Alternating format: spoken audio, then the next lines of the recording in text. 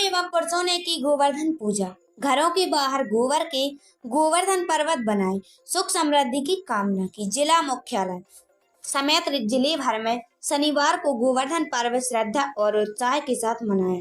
महिलाओं ने सुबह सज धज कर घर के बाहर गोबर से गोवर्धन पर्वत बनाए, फिर पूजा अर्चना कर उसकी परिक्रमा लगाकर सुख समृद्धि की कामना की है। 5 दिन से दीपोत्सव का त्योहार मनाया जा रहा है। इस कड़ी में आज महिलाओं एवं पुरुषों ने ग्रामीण क्षेत्र में रीति अनुसार गोवर्धन भगवान की विधि विधान से पूजा अर्चना की, जिसमें महिलाओं ने सज धज कर अपने अपने घरों के बाहर गोबर से गोवर्धन पर्वत बनाए। बाद में महिलाओं ने गोवर्धन की पूजा की। महिलाओं में श्री कृष्ण भगवान की कथा भी सुनाई।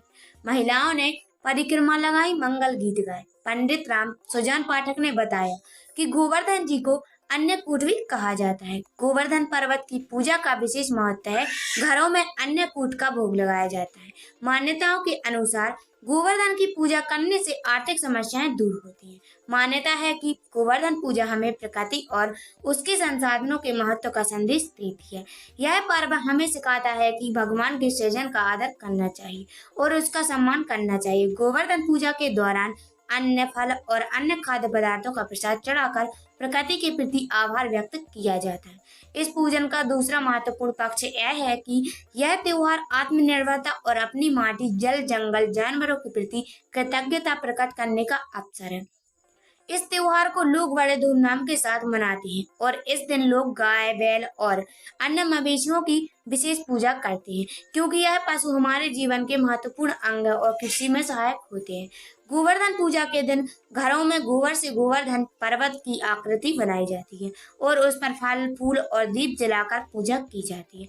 इसके बाद अन्नकूट का आयोजन होता है, जिसमें विभिन्न प्रकार के खाद्य पदार्थ बनाए जाते हैं और भगवान को अर्पित किए जाते हैं।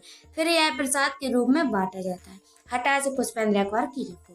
सुनते हैं कई वर्षों से इस परंपरा को निभाते आ रहे हैं और इस पूजा का क्या महत्व है, आइए सुनते हैं।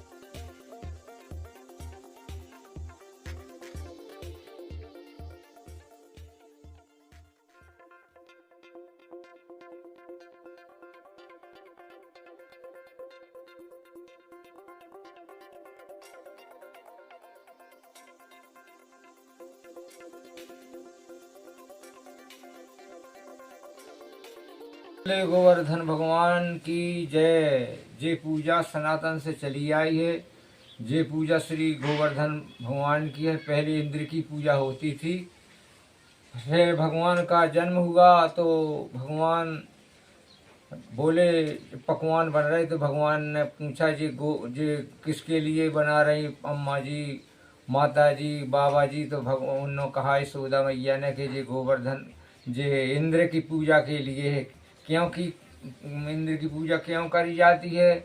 उनने कहा इंद्र पानी बरसाते हैं और गंगन को चारा उगता है और उनने कहा जी पकवान इंद्र खा जाते हैं, कई बे नहीं खाते हैं, कई तो जब भी खाते नहीं है तो इनकी पूजा काय करे, तो कई कौन की करा रे? जो गंगन को चारों देते हैं गोवर्धन भगवान, उनकी करो पूजा। और वे गंगन को चारा पानी वे देते हैं। तो सबने मिलके कहा कि ये भगवान जी बालक की बात सुन के किसी को अच्छी लगी, कोई ने कही तो भाइयों ने की कही करो। तो भगवान कृष्ण की कही से और सो भगवान गोवर्धन की जो पहाड़ है, तो गोवर्धन पहाड़ उनकी पूजा करी। तो इंद्र को कुपित हो गए और 7 दिन मूसलाधार वर्षा आई इंद्र ने। फिर भी भगवान ने गोवर्धन को अपनी उंगली पे उठा के सब गंगों की रक्षा करी और ब्रजवालों की रक्षा करी।